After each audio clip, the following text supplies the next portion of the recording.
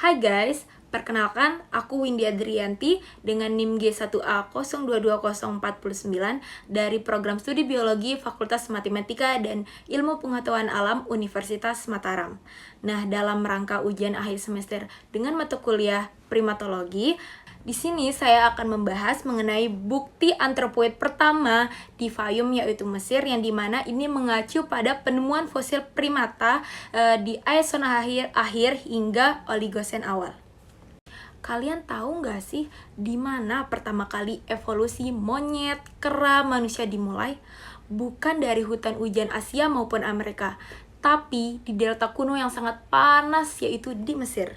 Nah, yang penasaran, tonton sampai akhir ya.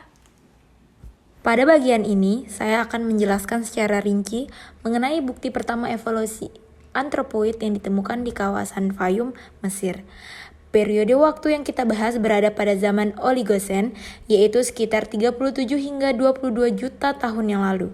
Pada masa inilah terjadi radiasi primata ketiga, yaitu masa ketika kelompok antropoid mulai berkembang dan menyebar. Hal pertama yang harus kita pahami adalah bahwa kondisi Afrika pada zaman tersebut sangat berbeda dari sekarang.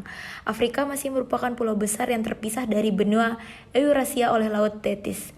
Bahkan Laut Merah belum terbentuk, sehingga wilayah yang sekarang kita kenal sebagai Timur Tengah dan Afrika belum memiliki bentuk geografis seperti hari ini.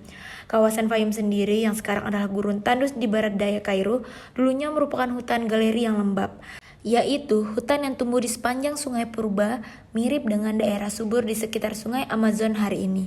Inilah alasan mengapa banyak fosil primata arboreal ditemukan di sana.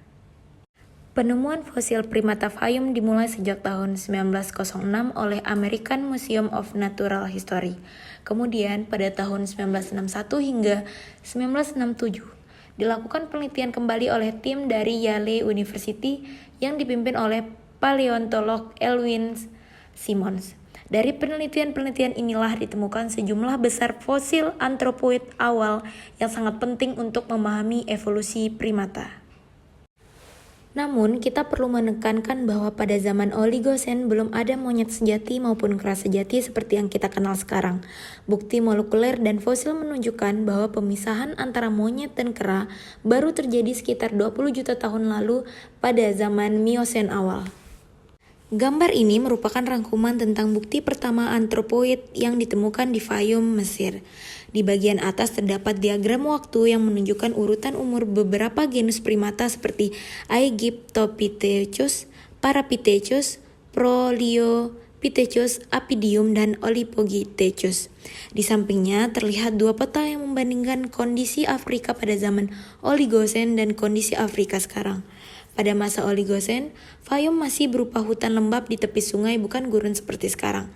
Bagian terbesar dari gambar ini adalah model lapisan batuan Jebel El Katrani, yaitu tempat berbagai fosil ditemukan. Lapisan-lapisannya meliputi basal cap, upper zone, upper fossil, wood zone, middle zone, dan lower fossil wood zone. Panah-panah menghubungkan fosil ke lapisan tempat mereka ditemukan, sehingga kita bisa melihat hubungan antara umur lapisan dan tingkat evolusi masing-masing primata. Di antara fosil yang digambarkan terdapat tengkorak Aegyptopithecus yang hampir lengkap, rahang Proleopithecus, rahang Parapithecus, dan fragmen Apidium, serta rahang Oligopithecus yang merupakan fosil tertua dan paling primitif.